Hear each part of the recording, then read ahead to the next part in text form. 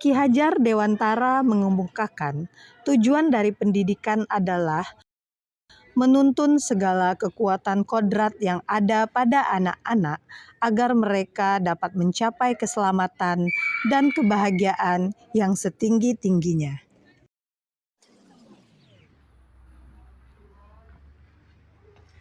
Bismillahirrahmanirrahim. Assalamualaikum warahmatullahi wabarakatuh. Perkenalkan, nama saya Meli Elvia. Saya adalah guru kelas di Sekolah Luar Biasa Negeri Duri. Saya dipercayakan untuk menuntun kelas rendah SDLB dengan anak hambatan pendengaran. Selama ini, saya sudah memodifikasi pembelajaran sesuai dengan kebutuhan anak dengan hambatan pendengaran.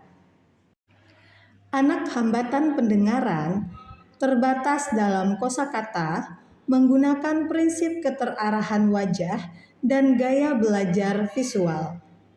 Saya juga membimbing orang tua tentang bagaimana melakukan pembelajaran di rumah dan memberikan tugas secara berkelanjutan. Tetapi tidak diperoleh hasil yang signifikan. 2 dari 4 orang murid itu berhasil mengingat materi dengan cepat, tetapi mudah lupa di hari-hari berikutnya. 2 orang anak lainnya masih belum konsisten mengingat huruf vokal walaupun sudah 1 semester berjalan. Hal yang saya sadari, ternyata pembelajaran diferensiasi yang saya lakukan selama ini belum tepat. Pembelajaran diferensiasi yang berfokus pada memenuhi kebutuhan murid tidak hanya semata-mata berdasar kebutuhan khususnya saja, tetapi diperhatikan dari aspek kesiapan belajar, minat, dan profil murid itu sendiri. Setelah menyadari hal tersebut dan benar-benar memahami kaedah dari pembelajaran diferensiasi, saya mulai melakukan asesmen secara mendalam untuk mengetahui kesiapan belajar murid, minat, dan profil murid melalui observasi, melakukan tes tertulis, wawancara dengan guru sebelumnya, berdiskusi dengan kepala sekolah dan rekan sejawat. Fakta-fakta ini membuat saya berpikir keras menciptakan media pembelajaran inovatif yang sesuai dengan karakteristik hambatan pendengaran serta memanfaatkan teknologi agar bisa diakses murid di sekolah dan juga untuk belajar di rumah.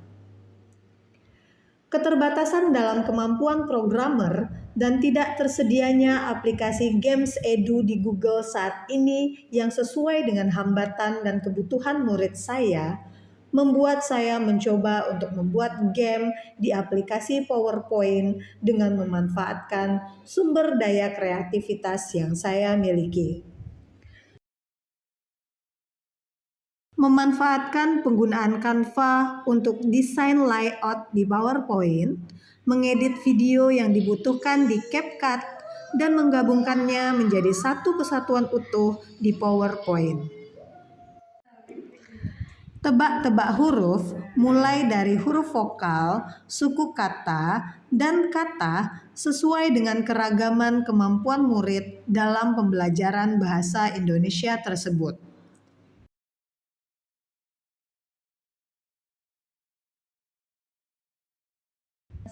Dilengkapi dengan visual yang menarik dan beraktivitas langsung dalam penggunaan games.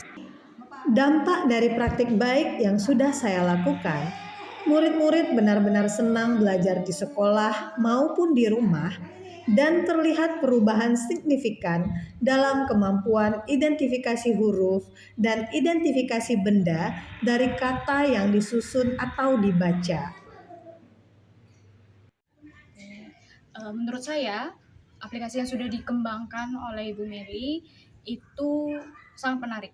Mulai dari desainnya penuh dengan warna sehingga anak-anak usia dini ataupun anak dengan hambatan bicara itu tertarik dengan desain yang sudah dirancang oleh Ibu Mary. Informasi yang disediakan juga sesuai dengan kebutuhan anak dengan hambatan bicara, pengenalan huruf, ada kata, suku kata.